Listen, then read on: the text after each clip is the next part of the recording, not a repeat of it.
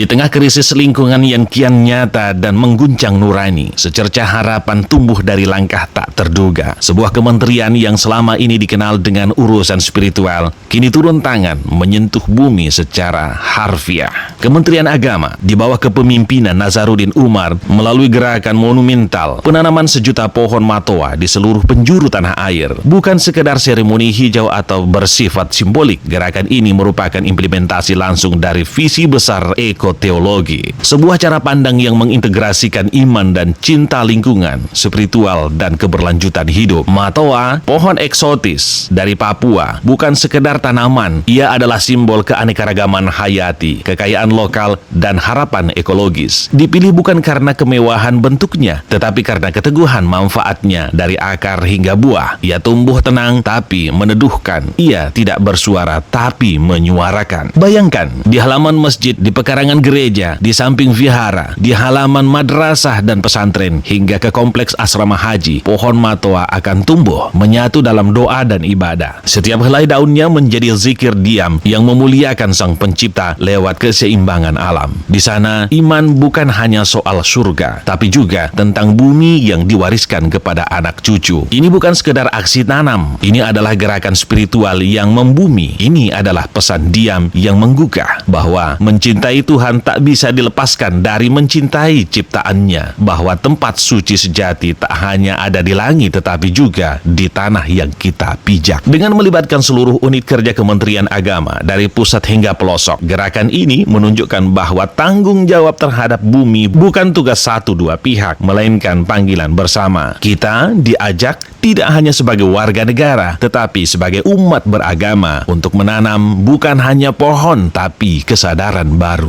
Gerakan ini layak diapresiasi, tapi lebih dari itu layak ditiru. Sebab di tengah ancaman krisis iklim dan kerusakan ekologis, kita tidak bisa lagi diam. Kita harus merawat bumi dengan tangan dan penuh cinta dan hati yang penuh iman. Satu pohon, sejuta harapan. Matoa adalah awal, bukan akhir. Saatnya agama tidak hanya menjadi penjaga langit, tetapi juga pelindung bumi. Supyan Hadi, Pena Sultra.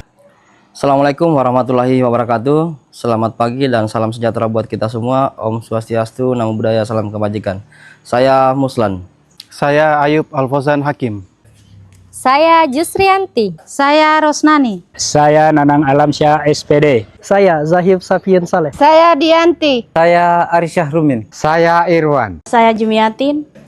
Hari ini kami akan melaksanakan penanaman pohon sebagai implementasi penguatan ekoteologi yang digagas oleh Menteri Agama Republik Indonesia, Bapak Profesor Dr. Kiai Haji Nasaruddin Umar MA.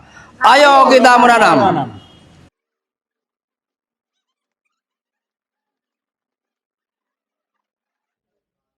Ini namanya pohon matoa. Insya Allah kita tanam, hasilnya mantap.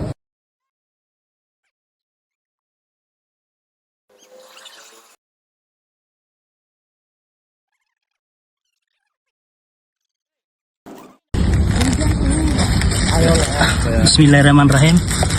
Pohon matoa ini saya tanam, mudah-mudahan dapat bermanfaat untuk masyarakat Konawe Selatan, khususnya di Kelurahan Petoro.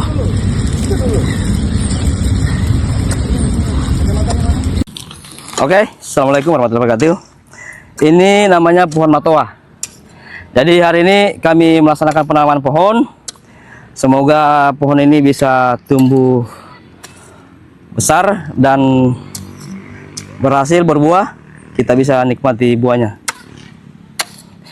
Ini pohon atas nama Ujang.